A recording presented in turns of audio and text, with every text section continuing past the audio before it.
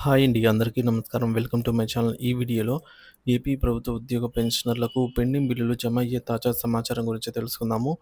వీడియోనైతే ఎక్కడే గానీ స్కిప్ చేయకుండా ఎండ్ వరకు చూడండి. అప్పుడే ఇన్ఫర్మేషన్ పూర్తిగా అర్థమవుతుంది. వీడియో చూస్తున్న ప్రతి ఒక్కరు వీడియోకైతే లైక్ చేయండి ఫ్రెండ్స్. వీడియోని తోటి ఉద్యోగ పెన్షన్ మిత్రులతో అయితే షేర్ చేయండి. కొత్తగా మన ఛానల్ చూస్తున్నవారు సబ్స్క్రైబ్ చేసుకోకుంటే వెంటనే మన ఛానల్‌ని సబ్స్క్రైబ్ చేసుకోండి. దీని ద్వారా నేను చేసే లేటెస్ట్ వీడియోస్ అన్నీ మీ వరకు రీచ్ అవుతాయి. ఇక ఆలస్యం చేయకుండా వివరాల్లోకైతే వెళ్ళిపోదాము. ఫ్రెండ్స్, ఏపీ సిపిఎస్ ఉద్యోగులకు జూలై మరియు ఆగస్టు 2024కు సంబంధించి సిపిఎస్ అమౌంట్ ప్రాన్ ఖాతాల్లో జమ చేయబడింది. అలాగే 15వ ఆర్థిక సంఘం సిఫార్సుల మేరకు ఏపీకి రెవెన్యూ లోటు గ్రాంట్ల రూపంలో 48,147 కోట్ల రూపాయలైతే విడుదల. పట్టణ మరియు స్థానికులకు 3,182 కోట్లు, అలాగే గ్రామీణ స్థానిక సంస్థలకు 8,002 కోట్లు, మొత్తం కలిపి 59,331 కోట్లు విడుదల చేసినట్లు కేంద్ర ఆర్థిక శాఖ సహాయ మంత్రి పంకజ్ చౌదరి తెలిపారు. ఈహెచ్ఎస్ మెడికల్ రీయింబర్స్మెంట్ స్టేటస్ అండి. సో ఈహెచ్ఎస్ మెడికల్ రీయింబర్స్మెంట్ అప్లికేషన్ను ఈహెచ్ఎస్ పోర్టల్లో ఎంప్లాయీ లాగిన్ నుండి ఇనిషియేట్ చేసిన తర్వాత దాని యొక్క స్టేటస్ను క్రింది నమోదు చేసినటువంటి లింక్ రీయింబర్స్మెంట్ టైప్ దగ్గర ఆన్లైన్ అని సెలెక్ట్ చేసి ఎంఆర్ నెంబర్ దగ్గర మీ యొక్క ఎంఆర్ రెఫరెన్స్ ఐడి ఎంటర్ చేసి లేదా ఎంప్లాయీ నెంబర్ దగ్గర హెచ్ఆర్ఎం ఐడి ఎంటర్ చేసి తెలుసుకోవచ్చు. సో ఇదే అండి ఆ లింక్. ఇది డిస్క్రిప్షన్లో ఇస్తాను, ఒకసారి చెక్ చేసుకోండి. ఇక మరొక అప్డేట్ ఏంటంటే, ఈ ఆర్థిక సంవత్సరంలో ఈ ఫైలింగ్ చేయించుకున్న ఉపాధ్యాయులు బ్యాంక్ అకౌంట్స్ ఆంధ్ర బ్యాంకు లేదా విజయ బ్యాంకులో ఉంటే నేటి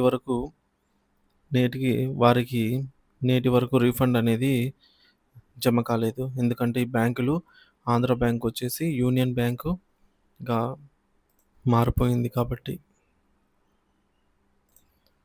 ఏపీలోని ఉద్యోగుల పెండింగ్ బిల్లులు సుమారుగా వైద్య బిల్లులు, ఈఎల్స్, పీఎఫ్, ఈపీజీఎల్ఐ పెండింగ్ 2,800 కోట్ల రూపాయల వరకు, అలాగే సిపిఎస్ కాంట్రిబ్యూషన్ బాకీ 3,719 కోట్ల చెల్లింపులైతే జరిగాయి. 12వ పీఆర్సీ వేతన కమిటీ ఏర్పాటు చేయాల్సి అయితే ఉందండి. ఐఆర్ ప్రకటించాలి. ఈలోపు పెండింగ్ బకాయిల చెల్లింపులు, సిపిఎస్ రద్దు, ఓపీఎస్ అమలు, మెమో 57 అమలు, కారుణ్య నియామకాలు, కాంట్రాక్టు ఉద్యోగుల క్రమబద్ధీకరణ. ఏపీ టీచర్ల బదిలీలు. రాష్ట్ర మంత్రివర్గం టీచర్ల ట్రాన్స్ఫర్ బిల్లుకు ఆమోదం తెలిపింది. బదిలీల విధానం, గడువు, అలాగే మెరిట్ పాయింట్స్ వంటి అంశాలపై పూర్తి వివరాలు త్వరలో విడుదల అయ్యే అవకాశం ఉంది. ఎస్సీ వర్గీకరణపై కీలక నిర్ణయం.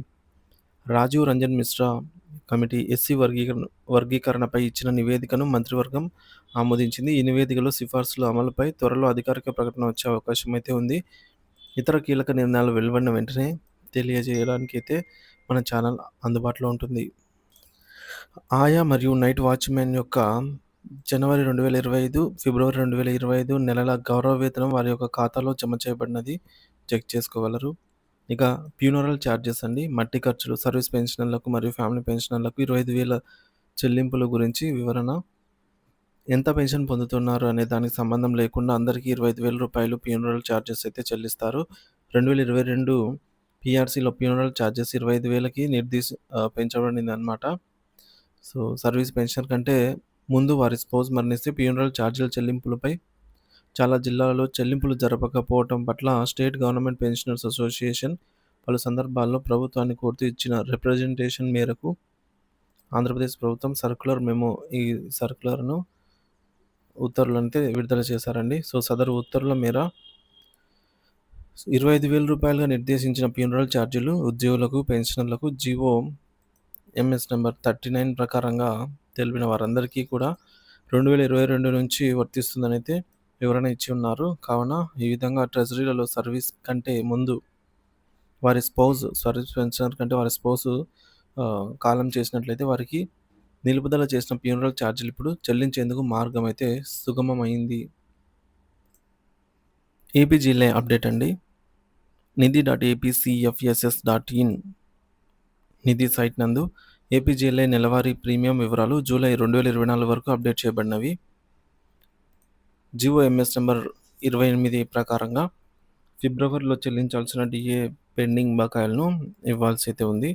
అలాగే జీఓఎంఎస్ నంబర్ 30 ప్రకారంగా మార్చి 2025న చెల్లించాల్సిన డీఏడీఆర్ బకాయిలు చెల్లించాల్సి ఉంది. పేమెంట్ జరిగే లిస్ట్ అండి. జీపీఎఫ్ లోన్లు, ఎస్ఎల్స్, మెడికల్ లోన్స్, ఏపీజీఎల్ఐ, అలాగే medical bill, pensioner pending bill, DA DR arrears payment జరిగే అవకాశం ఉంది.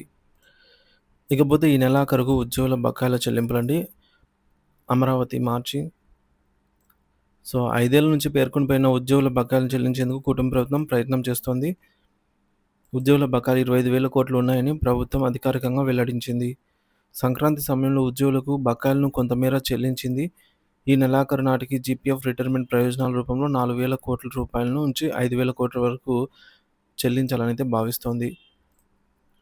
ఈ నెలాఖరుకి కేంద్రం నుంచి వచ్చే నిధులు వచ్చే అవకాశం ఉందని, వాటిని ఉద్యోగుల బకాయిల చెల్లింపులకు ఉపయోగించనున్నట్లుగా ఆర్థిక శాఖ అధికారులు తెలిపారు. ఇక మరొక బ్రేకింగ్ న్యూస్ అండి.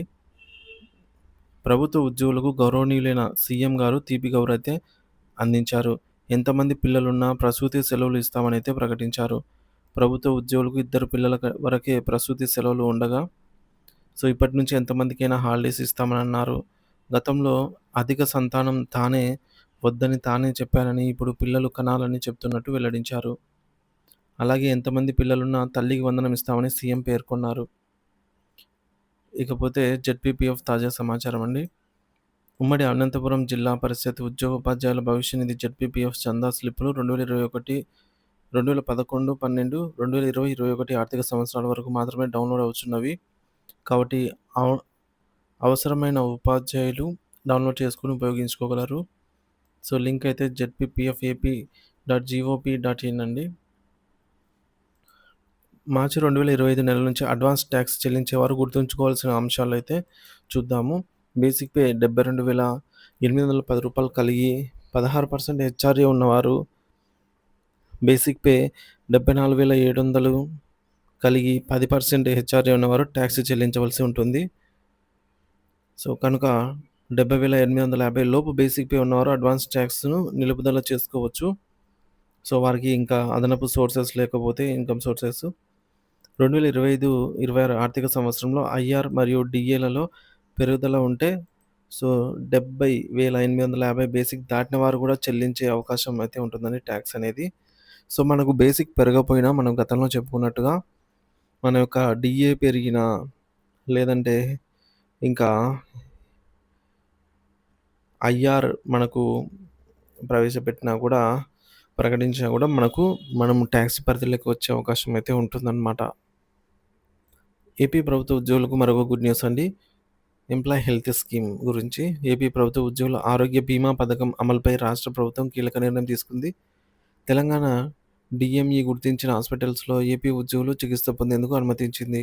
ఈ మేరకు రెఫరల్ హాస్పిటల్స్ను గుర్తించాలని ఎన్టీఆర్ వైద్య సేవ సీఈఓను ప్రభుత్వం ఆదేశించింది. తెలంగాణలో వైద్యం చేయించుకున్న పలువురు ఏపీ ఉద్యోగులు, పెన్షనర్లు బిల్లుల రీయింబర్స్మెంట్ కాక నష్టపోయారు. విభజన తర్వాత అనేక మంది ఏపీ ఉద్యోగులు హైదరాబాద్లోనే సెటిల్ అయ్యారు. విభజన చట్టంలోని 9, 10 షెడ్యూల్ సంస్థల ఉద్యోగులు హైదరాబాద్లో ఉంటున్నారు. ఈ నేపథ్యంలో ఇక నుంచి తెలంగాణ డీఎంఈ గుర్తించిన హాస్పిటల్స్లో ఏపీ ఉద్యోగులు చికిత్స చేయించుకునేందుకు ఆమోదం లభించింది. సో ఆంధ్రప్రదేశ్లో ఈహెచ్ఎస్ సౌకర్యం కలిగి ఉన్న ఉద్యోగ పెన్షనర్లు తెలంగాణలో కూడా గుర్తింపు పొందిన ఏ హాస్పిటల్స్లో అయినా వైద్యం ఉపయోగించుకోవచ్చు అంటూ ఉత్తర్వులు విడుదల చేసిన ఆరోగ్య కుటుంబ సంక్షేమ శాఖ అండి. ఇకపోతే ఏపీజీఎల్ఐ ఎంప్లాయీ లాగిన్ నందు నామినీ కరెక్షన్ ఆప్షన్ అయితే ఇన్సర్ట్ చేయడం జరిగిందండి.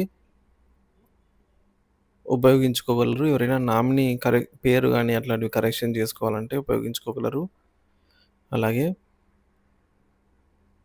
ఎస్ఎల్స్ ఇంకా జమ కావాల్సినటువంటి పెండింగ్ బకాయిల లిస్ట్ చూసుకున్నట్లయితే ఎస్ఎల్స్, టీఏ, పెన్షనర్ల జీవో నెంబర్ 106 ప్రకారంగా 11 పీఆర్సీ అరియర్లు, పెన్షనర్లకు రిటైర్ అయినప్పుడు రావాల్సిన అమౌంట్లు, medical reimbursement bill, GIS, gratuity తదితర బిల్లులన్నీ కూడా వెయిటింగ్ ఫర్ ఫండ్ క్లియరెన్స్‌లో ఉన్నాయి. వీటిని త్వరగా జమ చేయాల్సి అయితే ఉంది.